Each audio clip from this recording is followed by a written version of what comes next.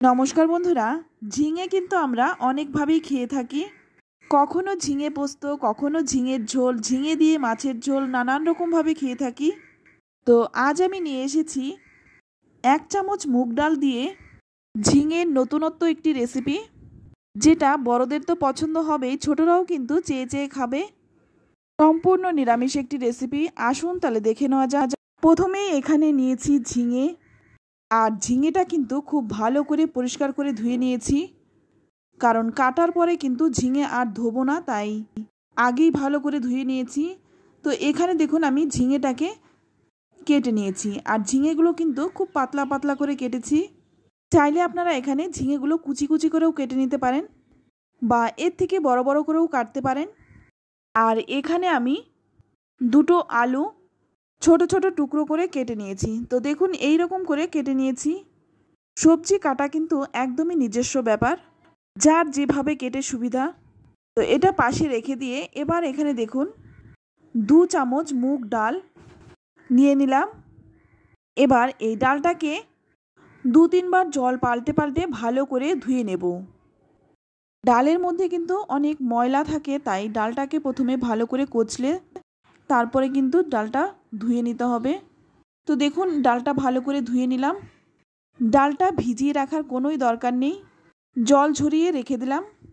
অপরদিকে কড়াই গরম করে নিয়ে এর মধ্যে দিয়ে দিলাম 2 চামচ সর্ষের তেল। তেলটা ভালো করে গরম করে নিয়ে প্রথমেই আমি আলুগুলো ভেজে নেব। আলু যদি আগে ভেজে নেওয়া হয় রান্নার স্বাদটাও কিন্তু ভালো হয়। এবার এর মধ্যে দিয়ে দিচ্ছি সামান্য একটু লবণ, আর দিয়ে দিচ্ছি খুব সামান্য একটু হলুদ গুঁড়ো। লবণ আর হলুদ গুঁড়োটা দিয়ে আলুটাকে খুব ভালো করে 3-4 মিনিট সময় নিয়ে ভেজে নেব। তো দেখুন আলুটা কিন্তু ভাজা হয়ে গেছে। এবার তেলটা ঝরিয়ে তুলে নিচ্ছি। আলু ভেজে তুলে নিলাম।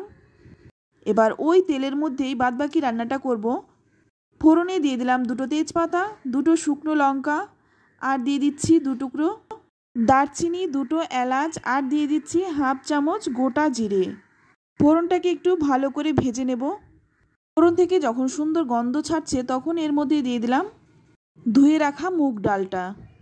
প্রথমেই তেলের মধ্যে মুগ ডালটা 2-3 মিনিট সময় নিয়ে ভালো করে ডালটা ভেজে নিতে হবে।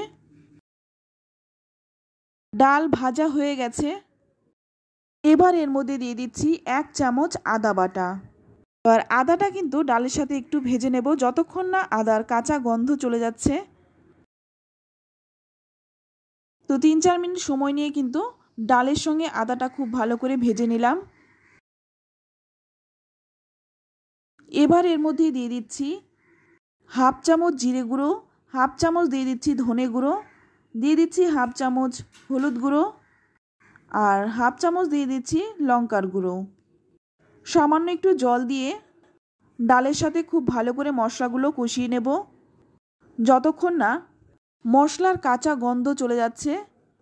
এইভাবে যদি ভালো করে মশলাটা কষিয়ে রান্না করা হয় রান্নার স্বাদ কিন্তু খুব ভালো হয়।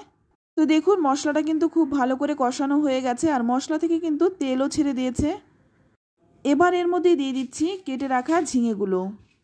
ডালের সাথে ঝিঙেটা কিন্তু খুব ভালো করে মিশিয়ে নিতে হবে। তো দেখুন ডালের সাথে কিন্তু খুব ভালো করে মিশিয়ে নিলাম। এবার এর মধ্যে দিয়ে দিচ্ছি 2টো চেরা কাঁচা লঙ্কা, আর দিয়ে দিচ্ছি স্বাদমতো লবণ। ঝালটা নিজেদের স্বাদ অনুযায়ী দেবেন। এই রান্নাটায় কিন্তু ঝালটা কাঁচা লঙ্কাতেই হবে। লবণ আর কাঁচা লঙ্কাটা দিয়ে খুব ভালো করে মিশিয়ে নেব। যেহেতু লবণ দেওয়া হয়েছে তাই ঝিঙে থেকে কিন্তু অনেকটাই জল বেরোবে। তো এবার একটা ঢাকা দিয়ে ঢেকে 10 মিনিট রেখে দেব। 10 মিনিট পর দেখুন ঝিঙে থেকে কিন্তু অনেকটাই জল বেরিয়েছে, আর ঝিঙেগুলোও কিন্তু অনেকটাই নরম হয়ে গেছে, আর ডালগুলো মোটামুটি সেদ্ধ হয়েছে, এখনও সম্পূর্ণ সেদ্ধ হয়নি। এবার এর মধ্যে দিয়ে দিচ্ছি ভেজে রাখা আলুগুলো। আলুগুলো দিয়ে কিন্তু ভালো করে কষিয়ে নিতে হবে। এখনও কিন্তু এর মধ্যে একটু জল রয়েছে, আর এই জলটা কিন্তু নেড়েচেড়ে শুকিয়ে নিতে হবে। এতে করে ভালো করে কষানোও হবে, আর রান্নার স্বাদটাও কিন্তু অনেকটাই ভালো হবে। তো দেখুন জলটা কিন্তু একদম শুকনো হয়ে গেছে। এবার এর মধ্যে দিয়ে দেব 1 কাপ জল। তো খুব বেশি জল দেব না, ঝিঙে তো আগেই সেদ্ধ হয়ে গেছে, আলুও ভেজে নিয়েছি, ডালও কিন্তু অনেকটাই সেদ্ধ হয়ে আছে। আর রান্নাটা কিন্তু একটু মাখো মাখো হবে, সেই বুঝে জলটা দিতে হবে। জলটা দিয়ে ভালো করে মিশিয়ে নিয়ে তারপর একটা ঢাকা দিয়ে ঢেকে 10 মিনিট রেখে দেব। তো 10 মিনিট পর দেখুন এখন কিন্তু ডালও কিন্তু সেদ্ধ হয়ে গেছে। এবার ভালো করে মিশিয়ে নেব। তো ভালো করে মিশিয়ে নিলাম। এবার এর মধ্যে দিয়ে দিচ্ছি 1 চামচ চিনি। এতে করে রান্নার স্বাদটা ব্যালেন্স হবে। যে কোনো নিরামিষ রান্নায় একটু চিনি দিলে খেতে ভালো লাগে। চিনি দিয়ে ভালো করে মিশিয়ে নিচ্ছি, যাতে করে ডাল, আলু, ঝিঙে সব একসঙ্গে মিশে যায়। তো দেখুন খুব ভালো করে কিন্তু মিশিয়ে নিচ্ছি। তো দেখুন ভালো করে মিশিয়ে নেওয়ার পর সব কিছু একসঙ্গে একদম মাখো মাখো হয়ে গেছে। এর থেকে বেশি শুকনো করব না। নামানোর আগে দিয়ে দিচ্ছি সামান্য একটু গরম মশলার গুঁড়ো। গরম মশলার গুঁড়োটা দিয়ে খুব ভালো করে আগে মিশিয়ে নিচ্ছি। এবার দিয়ে দিচ্ছি 1 চামচ ঘি। আর এই ঘি গরম মশলার গন্ধটা কিন্তু এই রান্নাটায় খুব ভালো লাগে। ঘিটা দিয়ে খুব ভালো করে মিশিয়ে নিচ্ছি। এটা কিন্তু গরম গরম ভাত, রুটি, পরোটা সব কিছুর সাথেই কিন্তু সার্ভ করতে পারেন, খেতে ভীষণ ভালো হয়। এবার গ্যাসের আঁচ বন্ধ করে 10 মিনিট স্ট্যান্ডিং টাইম দিয়ে তারপর নামিয়ে নিচ্ছি। তো দেখুন নামিয়ে নিচ্ছি। খুবই সাধারণ একটি রান্না, খেতে কিন্তু ভীষণ ভালো হয়। তো যারা ঝিঙে খেতে পছন্দ করে না তাদের একবার এইভাবে রান্নাটা করে দিন, আবারও কিন্তু বানানোর জন্য রিকোয়েস্ট করবে।